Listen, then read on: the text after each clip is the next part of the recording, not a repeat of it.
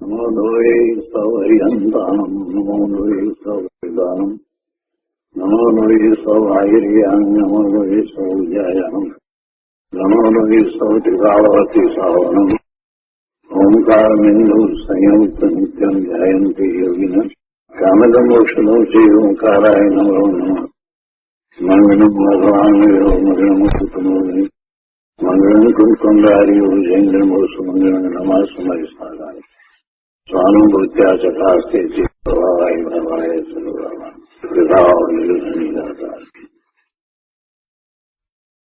નિયમસાર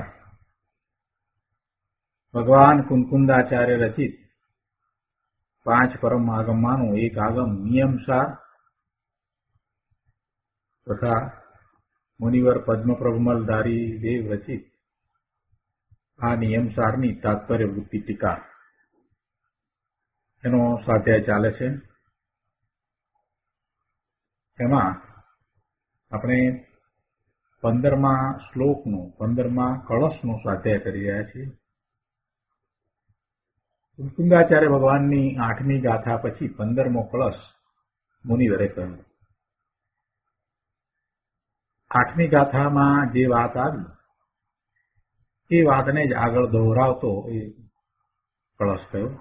8મી ગાથામાં કુંકુંદાચાર્ય ભગવાને એમ કહ્યું કે પરમેશ્વરના મુખમાંથી નીકળેલી વાણી જે પૂર્વાપર દોષ રહિત હોય છે અને શુદ્ધ છે તેને આગમ કહેલ છે અને એ વાણીએ તત્વાર્થો કયા છે.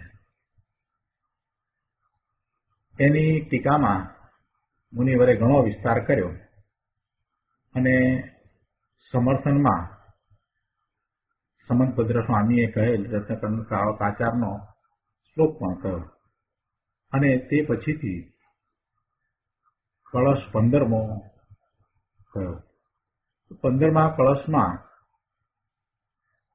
એ વાત આવી કે જીન વચન લલિતમાં લલિત છે, જે શુદ્ધ છે, જે નિર્વાણના કારણનું કારણ છે, જે સર્વ જીવોના કર્ણોને અમૃત છે, જે ભવરૂપી હરિણના ઉગ્ર દાવાનળને સમાવવામાં જળ છે અને જે જૈન યોગીઓ વડે સદા વેદ્ય છે, તે આ જીન ભગવાનના સદવચનને હું પ્રતિદિન વંદું છું એમ કરી અને આગમને જીનવાણીને એમણે નમસ્કાર કર્યા. આ ગાથા એટલે કે આ કળશ 15મો એનો અર્થ અને એની ઉપર પૂજ્ય ગુરુદેવે આપેલ પ્રવચનનો થોડોક અંશ આપણે કર્યો છે. હવે બાકીનો અંશ આજે લઈએ છીએ. પ્રવચન રત્ન ચિંતામણી ભાગ 1, પાના નંબર 119. અહીંયા પહેલા પેરેગ્રાફમાં કહે છે કે વસ્તુ ઉપરના કળશમાં વસ્તુ કહીને કે વસ્તુને વસ્તુ સ્વરૂપને યથાતથ નિસંદેહ જાણે છે તે સમ્યક જ્ઞાન છે. વસ્તુને એટલે કે વસ્તુ સ્વરૂપને યથાતથ નિસંદેહ જાણે છે તે સમ્યક જ્ઞાન છે. વસ્તુ કહેતા આત્મા, આત્માને જાણવા વાળું જે જ્ઞાન છે તે સમ્યક જ્ઞાન છે. આ સમ્યક જ્ઞાન પૂર્વક વસ્તુમાં સ્થિર થવું, ઠરવું, રમવું એ જ ધર્મ છે. વસ્તુ સ્વરૂપને યથાતથ સંદેહ વિના જેમ છે તેમ જાણે છે તે સમ્યક જ્ઞાન છે અને એવા સમ્યક જ્ઞાન પૂર્વક સ્વરૂપમાં સ્થિર થવું એ ચારિત્ર છે અને એ જ ધર્મ છે. આગળ કહે છે કે અણવી સુહી દેવતા દેવલોએ, અણવી સુહી સેનાપતિ હિલોએ, અણવી સુહી પૃથ્વીપતિ રાયા, સવ્વે દુહી રાગી પર સહાયા. એટલે કે દેવલોકના દેવ સુખી નથી, આ લોકમાં કોઈ મોટા સેનાપતિ હોય તો તે પણ સુખી નથી. મોટા પૃથ્વીપતિ જળના પતિ એવા રાજા સુખી નથી. વાસ્તવમાં પરાધીન એવા સર્વ રાગી જીવો દુઃખી જ છે. મિથ્યાત્વના વમળમાં જે ખૂંચ્યા છે તે બધા દુઃખી જ છે. રાગનો એક કણ પણ ભલો છે એમ માનનારા મિથ્યા દ્રષ્ટિ છે અને તે મહામિથ્યાત્વના કાદવમાં ઊંડા ખૂંચી ગયા છે. તેઓ મહાદુઃખી છે. આવી વ્યાખ્યા છે. કોણ દુઃખી છે? બધા દુઃખી છે. જેને રાગનો એક કણ પણ ભલો લાગે છે, એક અંશ પણ જો ભલો લાગે છે, રાગમાં ઇષ્ટ બુદ્ધિ છે, તો એ દુઃખી જ છે. મિથ્યા દ્રષ્ટિ દુઃખી જ હોય, બીજું કાંઈ હોય નહીં. જ્યાં સુધી શુભભાવમાં અંશે પણ એવી બુદ્ધિ પડી છે કે એ કોઈક રીતે તો ઉપયોગી છે જ, એમ જ્યાં સુધી પડ્યું છે ત્યાં સુધી એને સમ્યક દર્શન થવાનું નથી ને સમ્યક દર્શન વિના એ ભટકવાનો છે. માન્યતાને બદલવી તો પડશે જ. આ રાગ ભલો છે, કોઈક પ્રકારે ભલો છે, કોઈક રીતે સારો છે, ક્યાંક ઉપયોગી છે, કોઈક રીતે એ સાધન બને છે, વગેરે વગેરે વગેરે માન્યતાઓને છોડવી જ પડશે. કેમ કે વસ્તુનું સ્વરૂપ જ્યાં સુધી પોતે સમજ્યો નથી ત્યાં સુધી એને આવા વિકલ્પો હોય છે.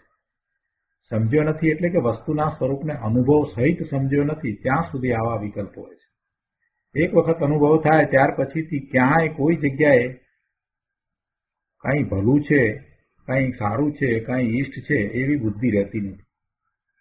એકમાત્ર પોતાનું સ્વરૂપ છે, તે સિવાય બીજું કાંઈ ભલું નથી, સારું નથી.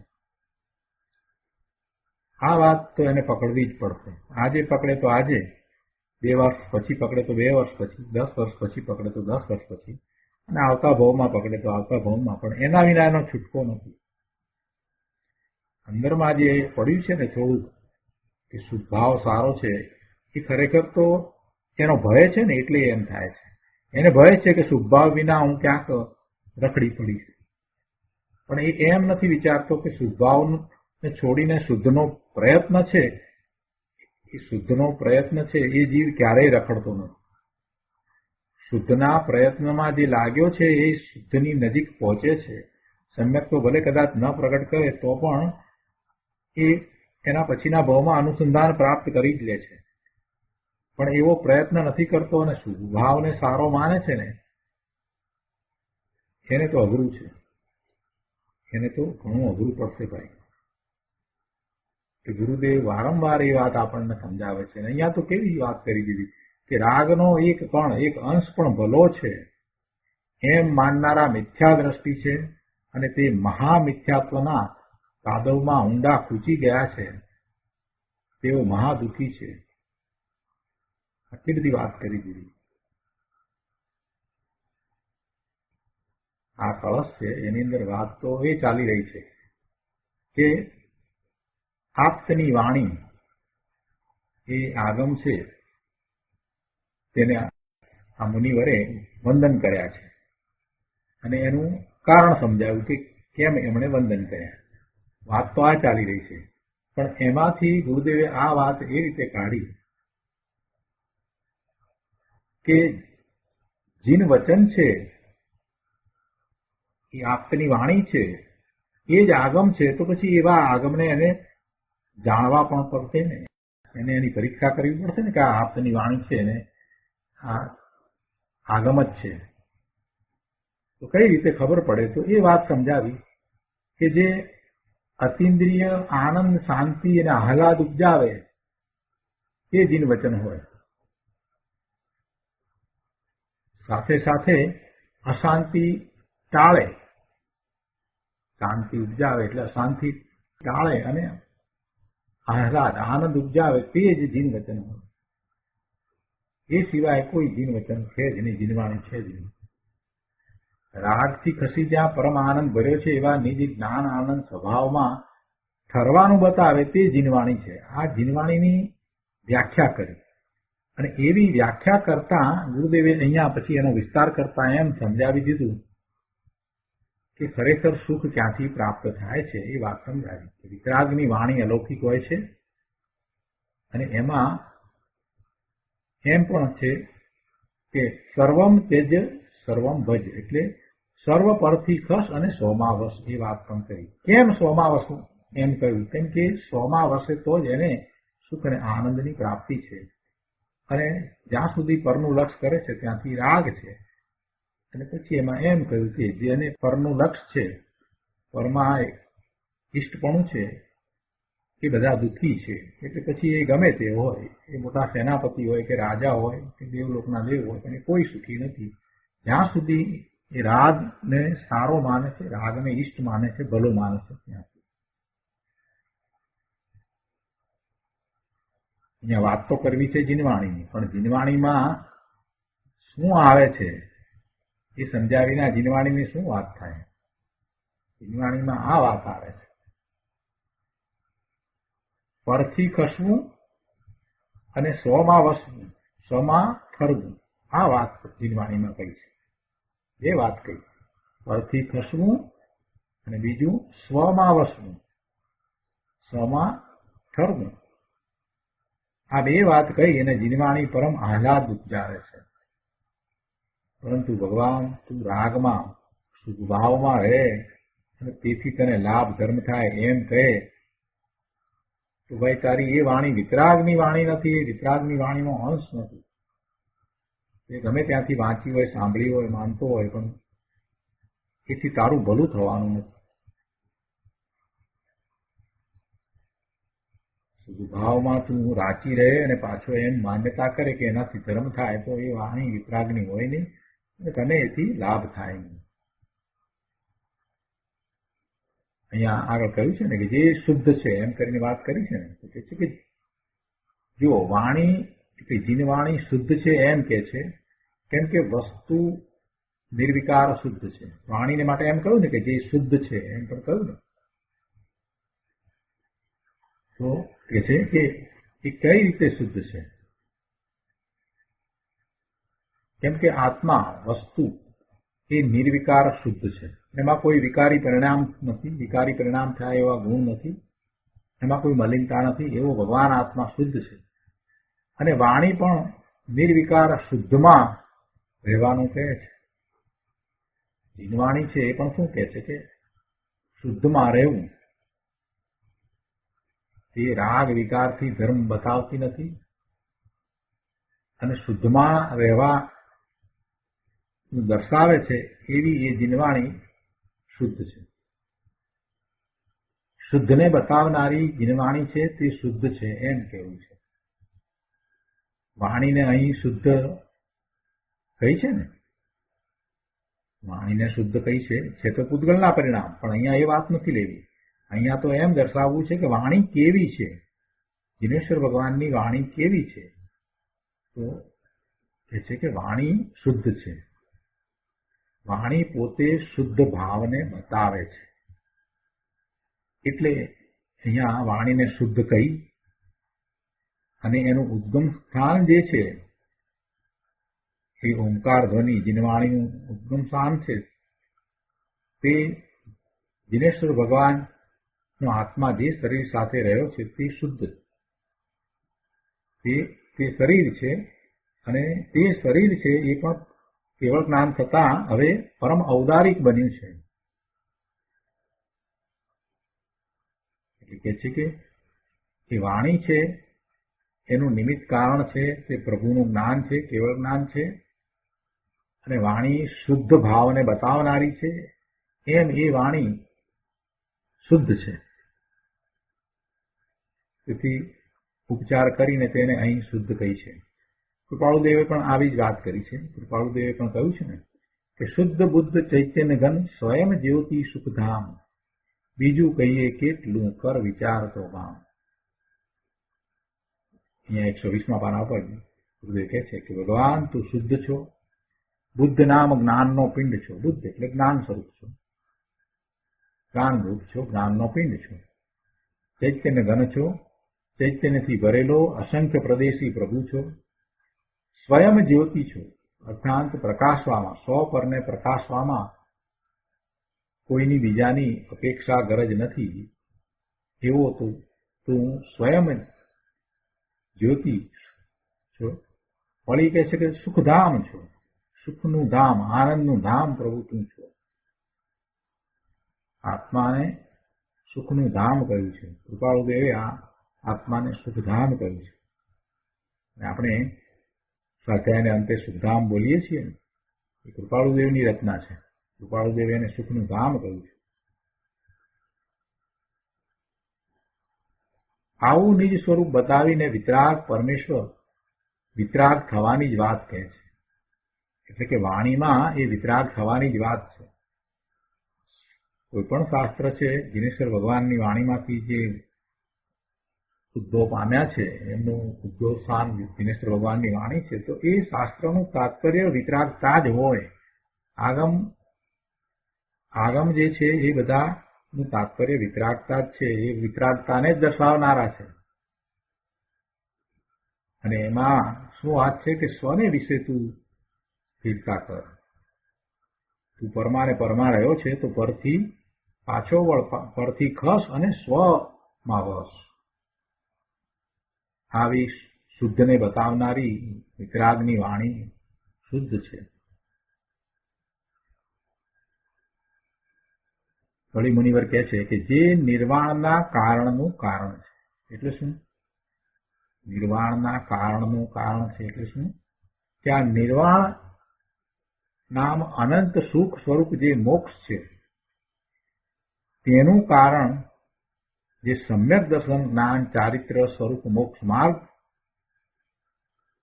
તો એવા મોક્ષ માર્ગનું જીનવાણી છે તે નિમિત્ત કારણ છે.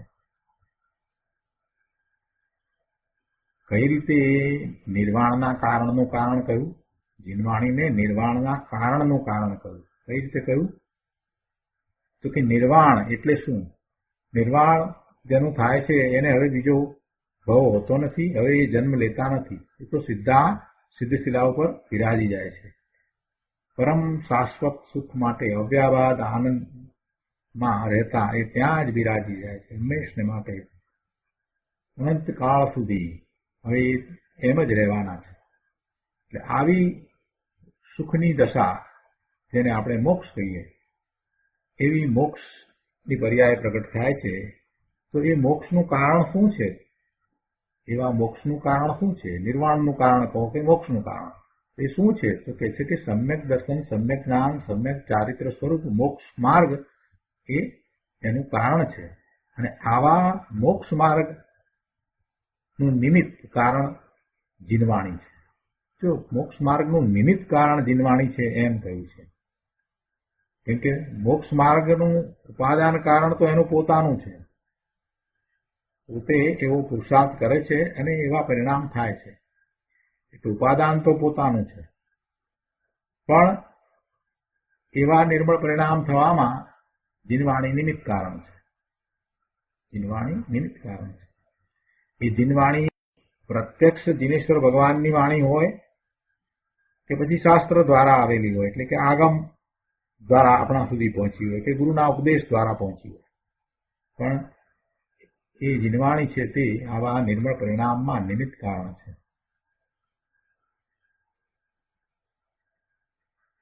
વધારે સૂક્ષ્મતાથી વિચાર કરીએ તો જે મોક્ષ માર્ગ જે છે એનું ફળ મોક્ષ છે એમ કહેવામાં આવ્યું. શરૂઆત જ ત્યાંથી કરી નિયમસારની. નિયમસારની શરૂઆત જ્યારે અત્યારે ભગવાને કરી તો એમ કહ્યું કે માર્ગ શું છે? તો કે મોક્ષનો માર્ગ છે, તે માર્ગ છે. અને એનું ફળ શું છે? તો કે મોક્ષ છે. જે એવા મોક્ષ માર્ગના પરિણામ પ્રગટ કરે છે અને એમ જ પ્રગટ કરતો જ રહે છે, તો એક દિવસ પછી એટલી બધી ઉગ્રતા થઈ જાય છે, એટલી બધી એકાગ્રતા અંદર થઈ જાય છે કે પછી એમાં સ્થિર થઈ જાય છે, એટલે મોક્ષના પરિણામ થાય છે. ત્યાં સમયસરમાં એ નિર્મળ પરિણામ થયા એટલે એની સાધક દશા થઈ એમ કહ્યું હતું. અને પછી સાધક દશા આગળ વધતા વધતા પછી પૂર્ણ દશા રૂપ થઈ જાય છે, એટલે કે કેવળ જ્ઞાન થાય છે, મોક્ષની દશા થાય છે. અહીંયા શરૂઆત જ એ રીતે કરી, મોક્ષનો માર્ગ અને એનું ફળ મોક્ષ, એ રીતે તો નિયમસારની શરૂઆત જ કરી, ઉપરથી તો શરૂઆત જ કરી છે. અને એવા નિર્મળ પરિણામ જેને મોક્ષ માર્ગ કહ્યો એનો તો પ્રયોજનભૂત કાર્ય કહ્યું, એટલે એને તો કાર્ય નિયમ કહ્યો, એને તો કાર્ય નિયમ કહ્યું. અને એ કાર્ય નિયમ નું કારણ એ કારણ નિયમ કહ્યું. અને એ કારણ નિયમ છે તે પોતાનું આત્મ સ્વરૂપ છે, આત્માનો સ્વભાવ છે, અનંત ચતુષ્સાત્મક જ્ઞાન ચેતના પરિણામ જે આત્માનો સ્વભાવ છે તે કારણ નિયમ કહ્યો. ભગવાન આત્મા પોતે જ સમર્થ છે પોતાના એવા નિર્મળ પરિણામ પ્રગટ કરવા માટે. એના આશ્રય જ એવા નિર્મળ પરિણામ થાય છે. એના આશ્રય સમ્યક દર્શન, સમ્યક જ્ઞાન, સમ્યક ચારિત્રના પરિણામ થાય છે. કોઈ શુભભાવ દ્વારા એવા પરિણામ થતા નથી. આ વાતને હવે બરાબર દ્રઢ કરવાની છે. એટલે આ શાસ્ત્રનો અભ્યાસ કરીએ અને એવા પરિણામ થાય છે એમ કેવું એ પણ વ્યવહારના એનું કથન છે. એટલે અહીંયા એમ કહ્યું કે જીનવાણી છે તે મોક્ષ માર્ગનું નિમિત્ત કારણ છે. એને મોક્ષ માર્ગનું નિમિત્ત કારણ થયું છે. ઉપાદાન કારણ તો એનું પોતાનું છે.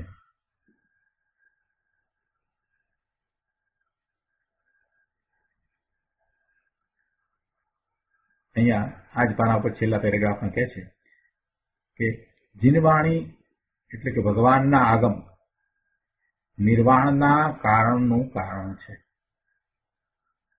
આ સમયસાર, પ્રવચનસાર આદિ પરમ આગમ જે ભગવાનની વાણી અનુસાર સંતોની વાણી છે, એમની રચના છે, તે નિર્વાણના કારણનું કારણ છે. હૃદય કરુણા કરીને કહે છે કે ભાઈ, પરંપરાએ ભગવાન સર્વજ્ઞ દેવે કહેલ વાણીમાંથી આ બધું આવ્યું છે. આ બધું એટલે આ બધા આગમો, આ બધા શાસ્ત્રો બધા એમાંથી આવ્યા છે. કોઈએ પોતાની મતિ કલ્પનાથી કાંઈ લખ્યું છે, કહ્યું છે એમ છે જ નહીં. કોઈએ વ્યક્તિગત કાંઈ ઉપદેશ આપીને આ ધર્મની સ્થાપના કરી છે એવું નથી. બીજા બધા ધર્મની અંદર એવું હોય છે કે કોણે એ ધર્મની સ્થાપના કરી. તો જૈન ધર્મની સ્થાપના કોઈએ કરી જ નથી. જૈન ધર્મની સ્થાપના હોય જ નહીં. જે શાશ્વત છે એની સ્થાપના ક્યાંથી હોય? જૈન ધર્મ છે એ તો વસ્તુનું સ્વરૂપ છે અને એવા વસ્તુના સ્વરૂપને અનંત જીવોએ પ્રગટ કર્યું છે. એટલે એ તો સિદ્ધ છે, એ તો સિદ્ધ થયેલું છે કે વસ્તુનું સ્વરૂપ આવું છે, એટલે કે આત્માનું સ્વરૂપ આવું શુદ્ધ છે અને એવું શુદ્ધ સ્વરૂપ પ્રગટ થઈ શકે છે. હવે આ વાત તો સિદ્ધ છે, આ પ્રૂવ થયેલી છે. સિદ્ધ કહેતા પ્રૂવ થઈ ગઈ છે. આ વાતને હવે કઈ પ્રૂવ કરવાની જરૂર નથી. એને માટે કોઈ થીસીસ લખવાની પણ જરૂર નથી. એને માટે કોઈ અનુમાન કરવાની જરૂર નથી, કોઈ કલ્પના કરવાની જરૂર નથી. જે વસ્તુ સિદ્ધ છે એને માટે શું હવે કલ્પના કરવી, અનુમાન કરવું, આ કે એને કોઈ રીતે બીજી રીતે સમજાવવી, એની જરૂર જ નથી ભાઈ. આત્માનું સ્વરૂપ શુદ્ધ છે ને એવા શુદ્ધ સ્વરૂપની પ્રાપ્તિ અનંત જીવોએ કરી છે. આ વાત તો સિદ્ધ થઈ ચૂકી છે, અનંત કાળથી સિદ્ધ થઈ ચૂકી છે. વર્તમાનમાં પણ એમ જ છે અને એ શાશ્વત એમ જ એ વાત રહેવાની છે કે આત્માનું સ્વરૂપ શુદ્ધ જ છે અને એવું શુદ્ધ સ્વરૂપ આત્મા પોતે પ્રગટ કરી શકે એવો સક્ષમ છે. આ બે વાત છે સાથે. હવે એને તમારે કાંઈ પ્રૂવ કરવાની ને સમજાવવાની ને દલીલ કરવાની ને થીસીસ લખવાની કાંઈ જરૂર પડતી જ નથી. જે વસ્તુ સિદ્ધ છે એને વળી પ્રૂવ કરવા ક્યાં જવાનું છે? જેમાં કોઈ આશંકા પણ પડે નહીં એવી રીતે જે વસ્તુ સિદ્ધ થઈ ચૂકી છે અને અનાદિની એ તો સિદ્ધ છે. અનાદિની ત્યારથી જીવ છે ત્યારથી જ જીવો પોતાના શુદ્ધ સ્વરૂપની પ્રાપ્તિ કરતા આવ્યા છે, એટલે કે સિદ્ધ થતા આવ્યા છે. વસ્તુનું સ્વરૂપ આવું છે, ધર્મનું સ્વરૂપ આવું છે. પોતાનું શુદ્ધ સ્વરૂપ છે અને એવા શુદ્ધ સ્વરૂપની પ્રાપ્તિ પોતે કરી શકે છે. બસ આ વાત છે તે જૈન દર્શન છે. આવું જૈન દર્શન શાશ્વત રહો આપણે બોલીએ કે ના બોલીએ, પણ એ તો શાશ્વત રહેલું જ છે, એ તો શાશ્વત જ રહેલું છે. અને 13મું ગુણસ્થાન છે એ પણ શાશ્વત છે. એવો કોઈ કાળ નથી કે જયારે 13મું ગુણસ્થાન ન હોય. એટલે એ તો વાણીમાં આવવાનું જ છે, એ તો આવ્યા જ કરશે, એમ જ આવશે. શુદ્ધ સ્વરૂપ અને શુદ્ધ સ્વરૂપની પ્રાપ્તિનો માર્ગ એ તો આવવાનું જ છે. કાળ એવો ના હોય કે જયારે એ વાત ના આવે. કોઈને કોઈ જીવ તો 13મા ગુણસ્થાને હોય જ. મહાવીર ક્ષેત્રના વિશે ઓછામાં ઓછા 20 તીર્થંકર ભગવાન હોય ને, એક એક તીર્થંકર ભગવાનના સમોસરણમાં બીજા કેટલાય કેવળી ભગવાન વિરાજતા હોય.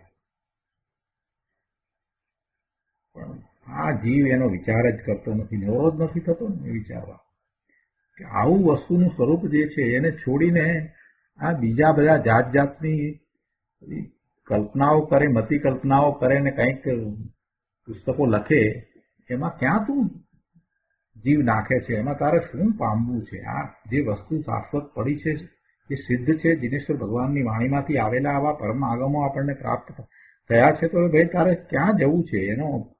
એનો તું વિચાર કરને, આનો અભ્યાસ કરને, એના સંબંધી તું ઊંડો ઉતરને.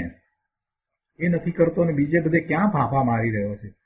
જીવન ચાલી જાય છે, થોડા વર્ષો બાકી રહ્યા છે, ત્યારે તું તારા સ્વરૂપની દ્રઢતા માટે થઈને આવા પરમ આગમનો આશ્રય લે ભાઈ. આ જીનવાણી તો અદભુત છે, એની તો શું વાત થાય? એના કાંઈ મૂલ્ય ના હોય ભાઈ, એના કાંઈ મૂલ્ય ના થાય. અપૂર્વ એવી વસ્તુ આપણને પ્રાપ્ત થઈ છે ને એવા પુણ્યના ઉદયને કારણે આવી વસ્તુ પ્રાપ્ત થઈ છે. આચાર્ય ભગવાને બધાએ જે વાત કરી છે કઈ અમસ્તી આમનામ નથી કરી. મુનિવરે પણ જયારે એને જીનવાણીને નમસ્કાર કર્યા છે તો અમસ્તા નમસ્કાર નથી કર્યા ભાઈ. કેટલા બધા મહાપુરુષોએ જીનવાણીને નમસ્કાર કર્યા છે, જેને જીનવાણી ને પોતાના સ્વરૂપની પ્રાપ્તિનું કારણ કહ્યું છે, પોતે જીનવાણીને કારણે સ્વરૂપને પ્રાપ્ત કર્યું, એમ બધા જ મહાપુરુષોએ કહ્યું છે. એવો વિનય બધાએ જ આપ્યો છે.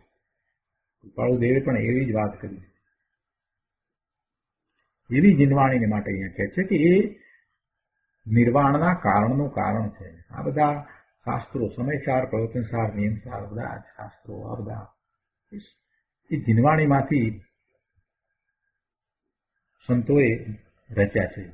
તેમણે જીનવાણી સાંભળી, આત્મસાત કરી અને પછી એની રચના કરી છે. કુંદાચાર્ય ભગવાને એની રચના કરી છે. એની ટીકા લઈએ તો પણ એની પણ શું વાત થાય? અમૃતચંદ્રાચાર્ય ભગવાનને, પદ્મપ્રભ મલધારી દેવને, જયસેન આચાર્યને બધાએ એ બધું આત્મસાત કરીને બધું લખ્યું છે, અમસ્તું નથી લખ્યું. એટલે એવી વાત જે છે, અદભુત વાત પોતે જયારે અનુભવી છે, એટલે એ કહે છે કે આ નિર્વાણના કારણનું કારણ છે ભાઈ. તું માન કે ન માન, તું નહીં માને એટલે કાંઈ ફેર પડી જવાનો છે? તારી માન્યતા જે છે તે એમ જ રહેવાનું છે. જીનવાણી છે તે નિર્વાણના કારણનું કારણ છે, જે રીતે હમણાં આપણે સ્પષ્ટ કર્યું તો એમ જ છે ભાઈ. પરંપરાએ ભગવાન સર્વજ્ઞદેવે કહેલ વાણીમાંથી આ બધું આવ્યું છે. અને તે નિર્વાણ નામ પરમ સુખ સ્વરૂપ, પરમ શાંતિ સ્વરૂપ, પરમ આનંદમય એવી જે મુક્ત દશા, મોક્ષની દશા, એવી મોક્ષની દશાનું કારણનું કારણ છે. એવી મોક્ષની દશા એટલે મુક્તિની દશા, એનું કારણ શુદ્ધ રત્નત્રય રૂપ મોક્ષ માર્ગ છે. શુદ્ધ રત્નત્રય રૂપ મોક્ષ માર્ગ છે. સમ્યક દર્શન, સમ્યક જ્ઞાન, સમ્યક ચારિત્ર રૂપ મોક્ષ માર્ગ એનું કારણ છે. અને એવા સમ્યક દર્શન, સમ્યક જ્ઞાન, સમ્યક ચારિત્ર જે શુદ્ધ રત્નત્રય છે, એવો એ મોક્ષ માર્ગ, એનું કારણ પરમ આગમ છે. આવા પરમ આગમ છે તે તેનું કારણ છે. એટલે કે એ એનું નિમિત્ત કારણ છે, તો બાહ્ય કારણ છે. અંતરંગ કારણ તો પોતાનું સ્વરૂપ છે, પોતાનો જ્ઞાન સ્વભાવ છે, અને બાહ્ય કારણ આ પરમ આગમ છે. આત્માની પ્રતીતિ રૂપ સમ્યક દર્શન, આત્માનું જ્ઞાન તે સમ્યક જ્ઞાન, આત્માની પ્રતીતિ રૂપ સમ્યક દર્શન, આત્માનું જ્ઞાન તે સમ્યક જ્ઞાન, અને આત્મામાં રમણતા તે સમ્યક ચારિત્ર. એમ સમ્યક દર્શન, સમ્યક જ્ઞાન અને સમ્યક ચારિત્ર એ નિર્મળ પરિણામ છે. એ જ શુદ્ધ રત્નત્રય રૂપ મોક્ષ માર્ગ છે. તો એવો જે મોક્ષ માર્ગ, તેનું પરમ આગમ નિમિત્ત કારણ છે. મોક્ષ માર્ગ એ મોક્ષનું કારણ છે. અને સાચા આગમ પરમ આગમ તે મોક્ષ માર્ગનું કારણ છે એમ અહીંયા કહ્યું છે. અહીંયા એક કોઈએ પ્રશ્ન કર્યો કે તો અહીં આગમને મોક્ષ માર્ગનું કારણ કયું છે? એટલે એમ કે બે ભિન્ન ચીજ છે તો કારણ કેવી રીતે કહ્યું? અહીંયા પ્રશ્ન સમજવાનો છે. અહીં આગમને મોક્ષ માર્ગનું કારણ કયું છે? તો મોક્ષ માર્ગ તો ક્યાં છે? મોક્ષ માર્ગ તો જીવની પર્યાયમાં છે અને આગમ તો એનાથી જુદા છે. તો એનું કારણ કેવી રીતે બને એમ કરી અને પ્રશ્ન કર્યો છે. ગુરુદેવે એનું સમાધાન આપ્યું છે કે ભાઈ આ નિમિત્તથી વાત છે, નિમિત્તનું કથન છે.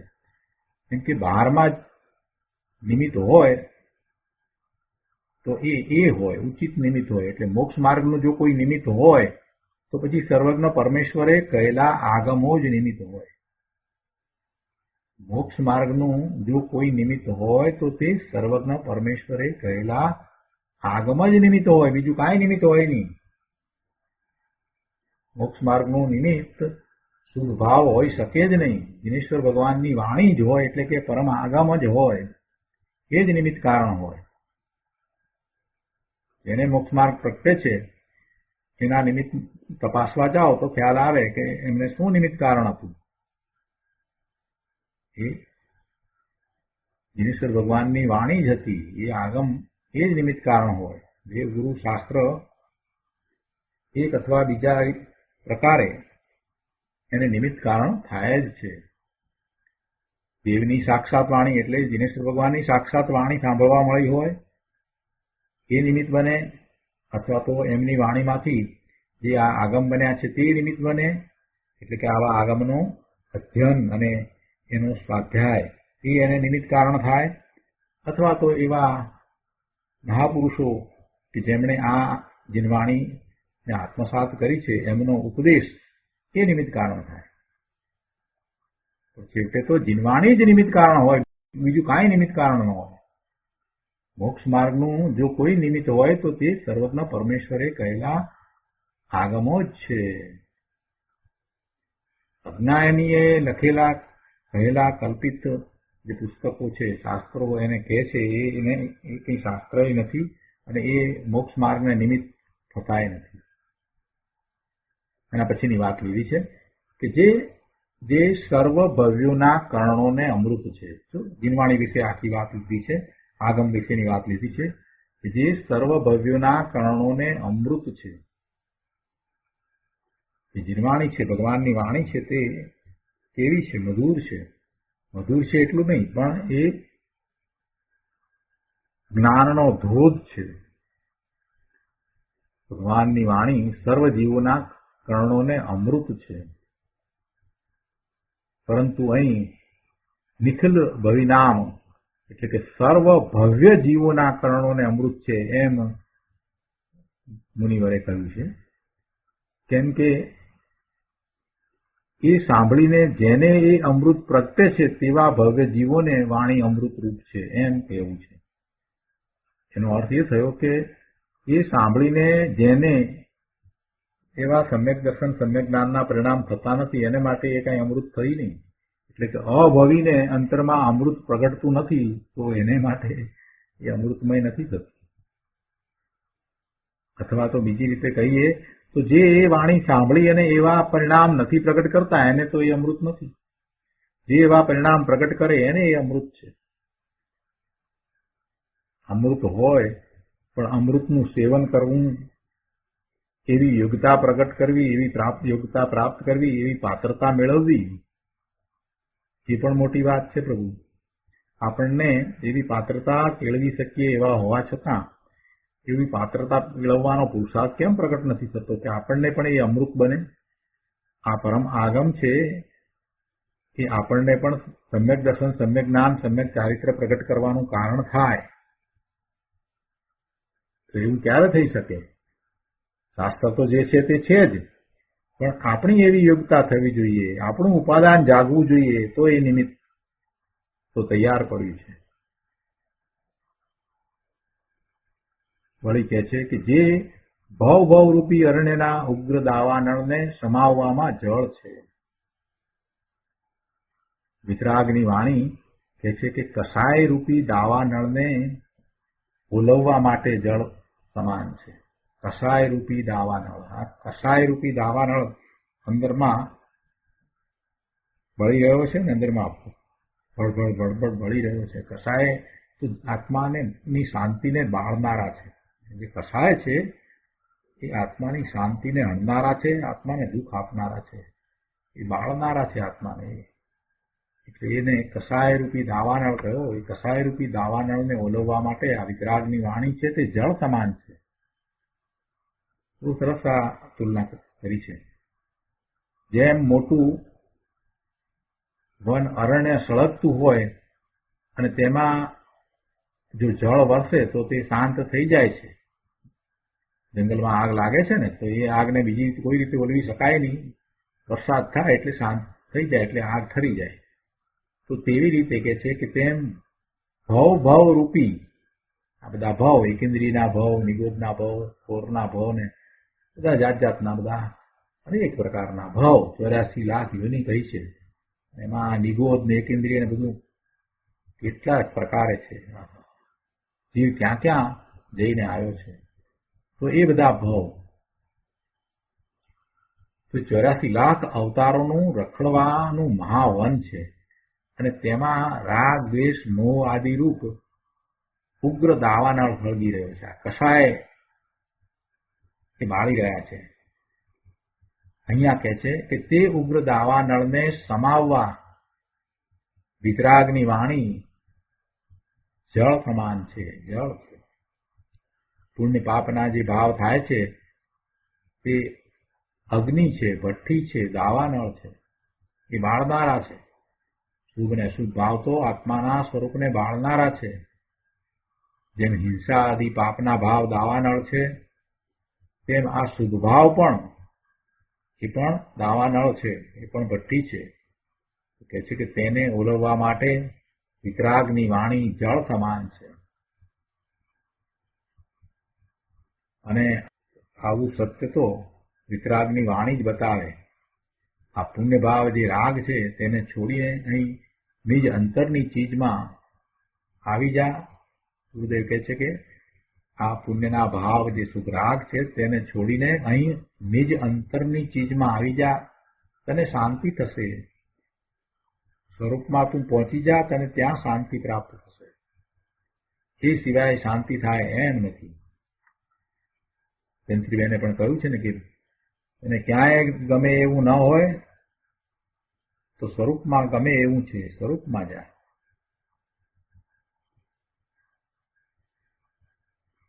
વધારે વિસ્તાર કરતા અહીંયા 122માં પાના ઉપર બીજા પેરેગ્રાફમાં કહે છે કે ભવ રૂપી જે અરણ્ય છે તેમાં મિથ્યાત્વ અને કષાય રૂપી ઉગ્ર દાવાનળ અનંત કાળથી જીવને બાળી રહ્યો છે. મિથ્યાત્વ મોટી વાત જ આ છે. સૌથી મોટામાં મોટું કંઈ પણ હોય તો મિથ્યાત્વ છે કે જે જીવને રખડવાનું કારણ થાય છે, જે જીવને દુઃખનું કારણ છે.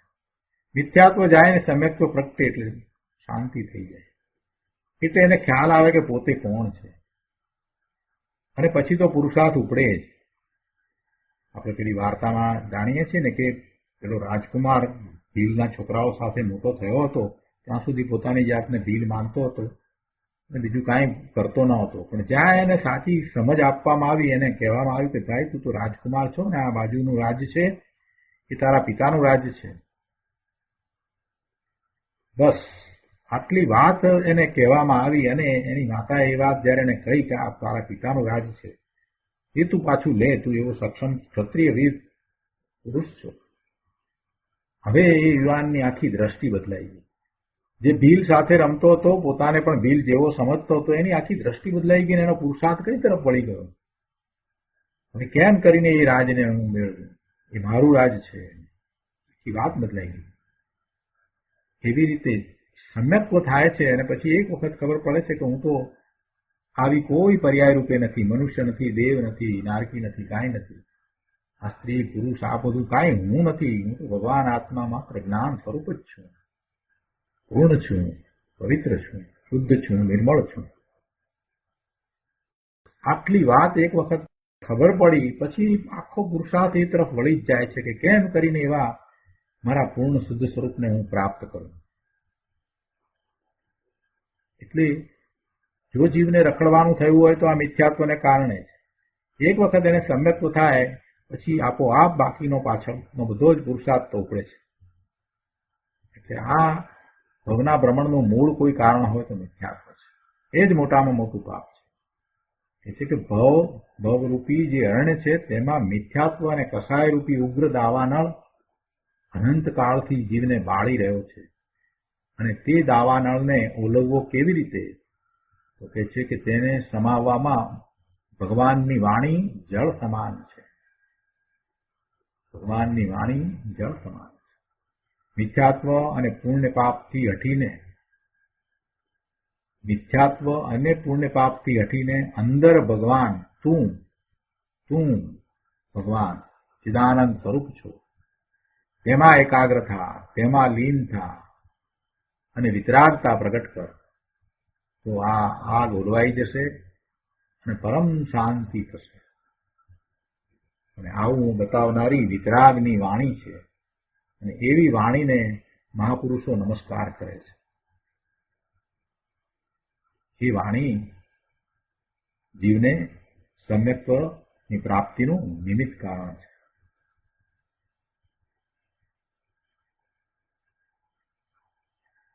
અહીંયા 122મા પાના ઉપર ચોથા પેરેગ્રાફમાં કહે છે કે મુનિવર શું કહે છે કે અને જે જૈન યોગીઓ વડે સદા વંદ્ય છે, એટલે કે જીનવાણી એ જૈન યોગીઓ વડે સદા વંદ્ય છે, તે આ જીન ભગવાનના સદવચનને સમ્યક જીન આગમને હું પ્રતિદિન વંદું છું, પ્રતિદિન હંમેશ વંદું છું. કહે છે કે જુઓ, જેણે વિતરાગની વાણી જાણી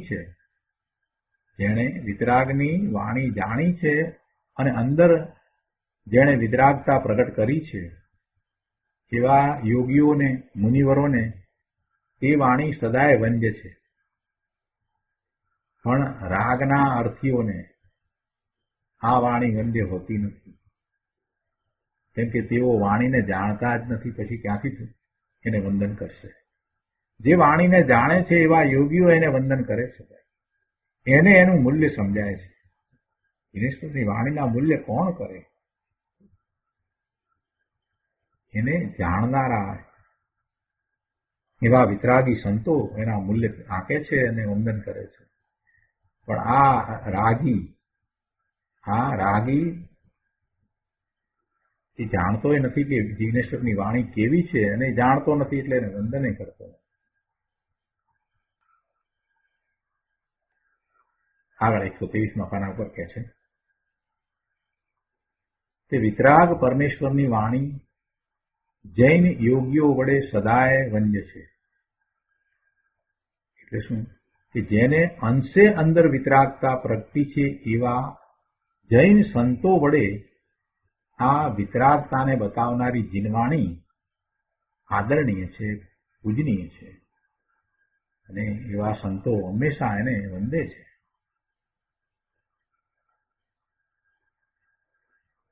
કળશ ટીકામાં પણ બીજા કળશમાં આવ્યું છે ને કે જીનવાણી સર્વજ્ઞ અનુસારિણી હોવાથી પૂજ્ય છે.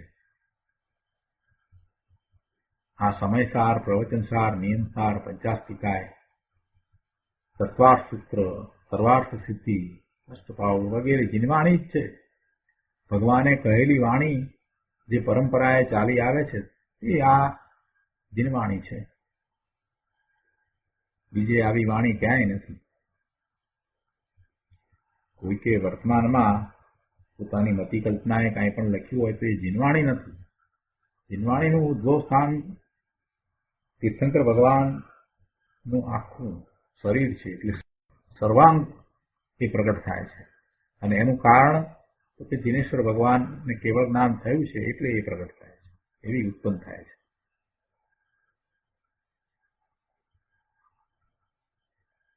મુનિરાજ કહે છે કે તે આ જીન ભગવાનના સદવચનને એટલે સમ્યક જીન આગમને હું પ્રતિદિન વંદું છું. ગુરુદેવ કહે છે કે લ્યો, આ રીતે ભગવાને કહેલા સદવચનો કે જે સમ્યક જીન આગમ છે તેને પદ્મપ્રભુનો લારી દેવ મુનિરાજ વંદે છે. કઈ રીતે વંદે છે? તેનો મહિમા જાણીને તેમનો તે વાણીનો આદર કરીને એ વંદન કરે છે, એવો વિનય અહીંયા બતાવ્યો છે. 8મી ગાથા પૂરી કરતા મુનિવરે જીનવાણીને વંદન કર્યા છે. જીનવાણી છે તે જ આપ્ત પુરુષની વાણી એટલે આગમ છે. તો આ રીતે અહીંયા આ 8મી ગાથા પૂરી થઈ. પહેલા દેવની વ્યાખ્યા કરી અને કહ્યું કે વિતરાગ સર્વજ્ઞ અરિહંત પરમાત્મા જ યથાર્થ દેવ છે. પહેલા એ વાત કરી. દેવની વ્યાખ્યા કરતા વિતરાગ સર્વજ્ઞ અરિહંત પરમાત્મા જ યથાર્થ દેવ છે, સાચા દેવ છે, એ વાત કરી. અને એવા અરિહંત દેવની ધર્મી જીવને, જ્ઞાનીને, સમ્યક દ્રષ્ટિને યથાર્થ શ્રદ્ધા હોય છે.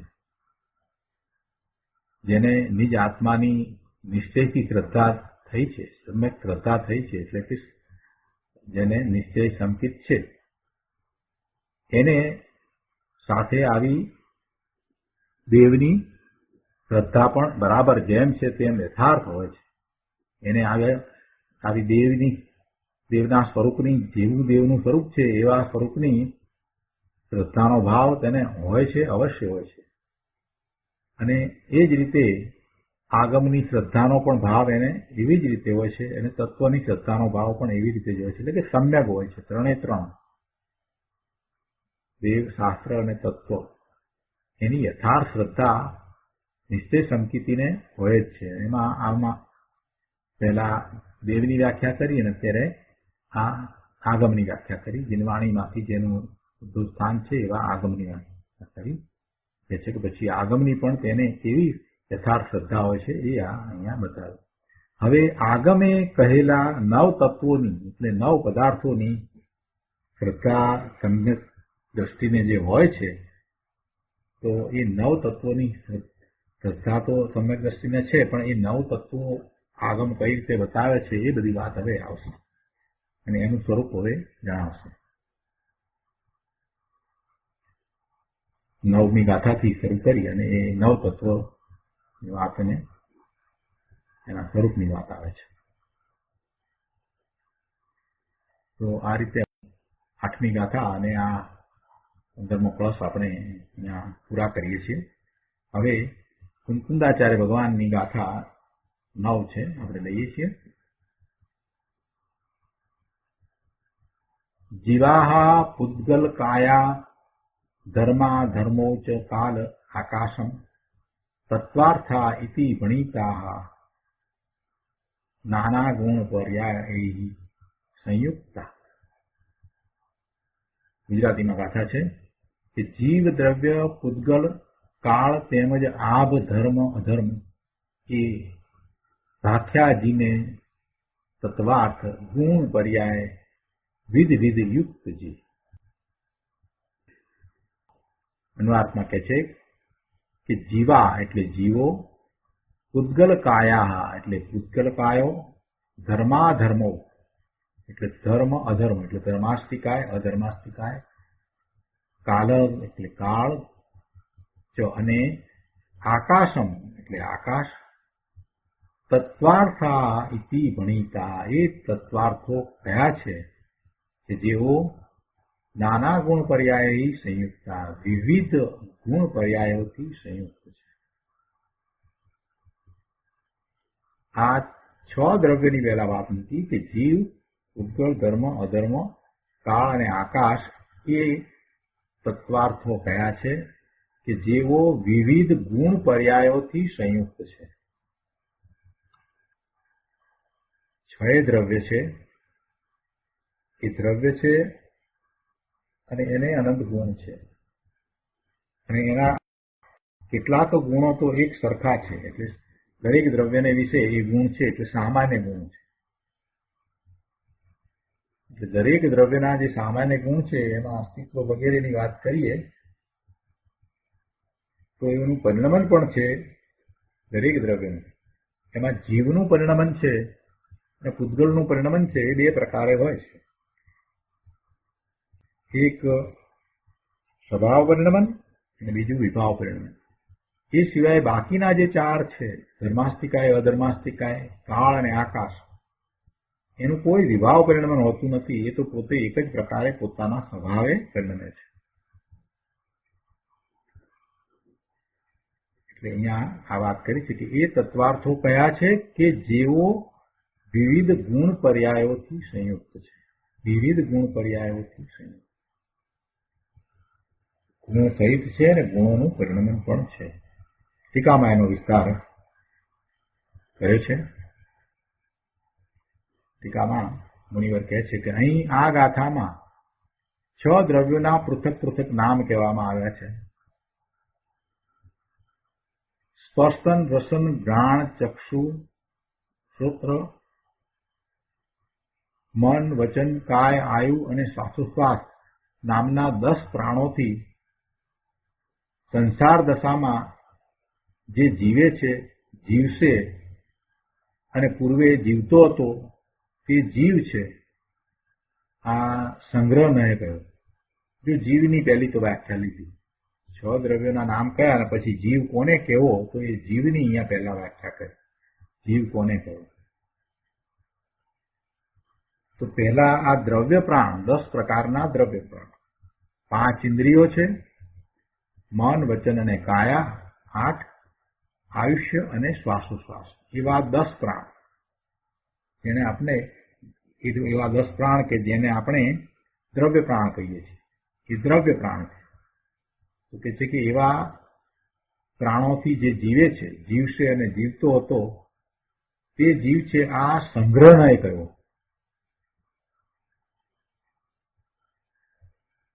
હવે નિશ્ચયથી વાત કરે છે કે નિશ્ચયથી શું છે? નિશ્ચય નહીંથી તો ભાવ પ્રાણ ધારણ કરવાને લીધે જીવ છે. નિશ્ચય નહીંથી તો જે ભાવ પ્રાણ ધારણ કરે છે એવો એ જીવ છે. જીવત્વ શક્તિમાં આ વાત આવી ગઈ છે. અને પારિણામિક ભાવ, પરમ પારિણામિક ભાવ વખતે પણ આ વાત આવી ગઈ છે. ભાવ પ્રાણમાં ગુરુદેવે ત્યાં એ સ્પષ્ટતા પણ કરી કે એ અશુદ્ધ ભાવ પ્રાણોથી જીવે છે એમ નથી. શુદ્ધ ભાવ પ્રાણોથી નથી જીવતો, શુદ્ધ ભાવ પ્રાણથી જીવે છે.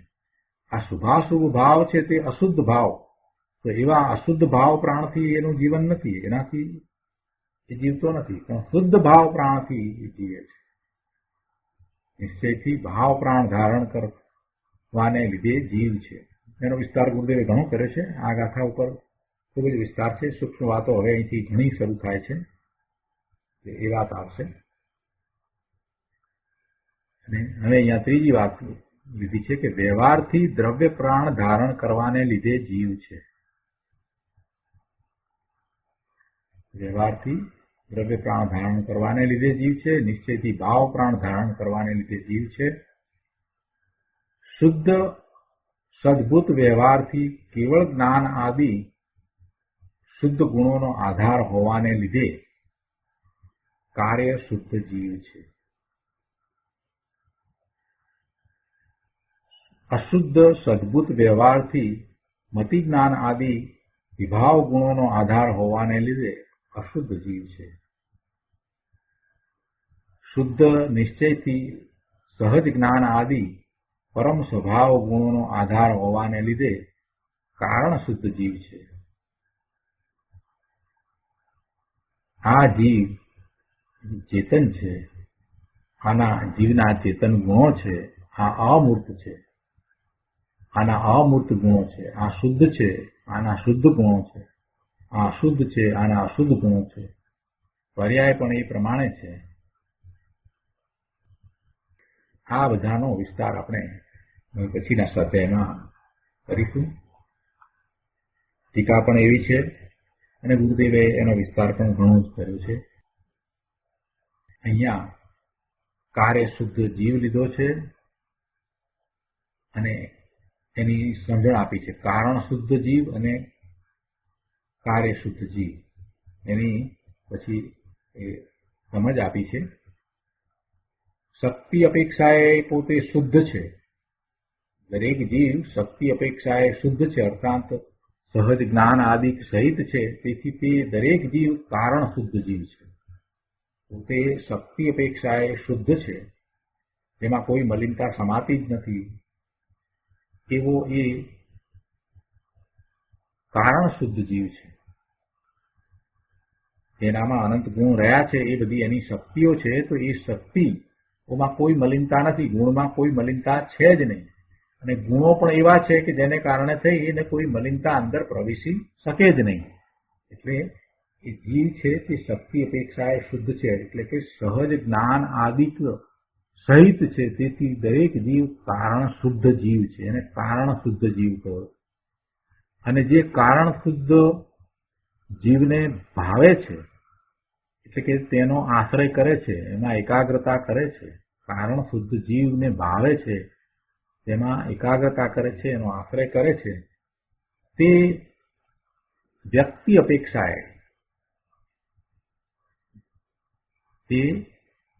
અપેક્ષાએ શુદ્ધ કેવળ જ્ઞાન આદિ સહિત થાય છે, એટલે એ કાર્ય શુદ્ધ જીવ થાય છે. શક્તિ રૂપે જે છે તે કારણ શુદ્ધ જીવ છે, અને પછી એનો આશ્રય કરતા જે એવી વ્યક્તતા થાય છે, એવું પ્રગટ થાય છે. કારણ શુદ્ધપણે તો પોતે શક્તિ અપેક્ષાએ છે, પણ એ કારણ શુદ્ધ જે છે એવું જ શુદ્ધ સ્વરૂપ પ્રગટ થાય, એટલે કે કેવળ જ્ઞાન આદિ સહિત થાય છે, તો એ કાર્ય શુદ્ધ જીવ થાય છે. શક્તિમાંથી વ્યક્તિ થાય છે. માટે શક્તિ કારણ છે અને વ્યક્તિ કાર્ય છે. વ્યક્તિ એટલે વ્યક્તતા. શક્તિ એ કારણ છે, એ એક કારણ છે.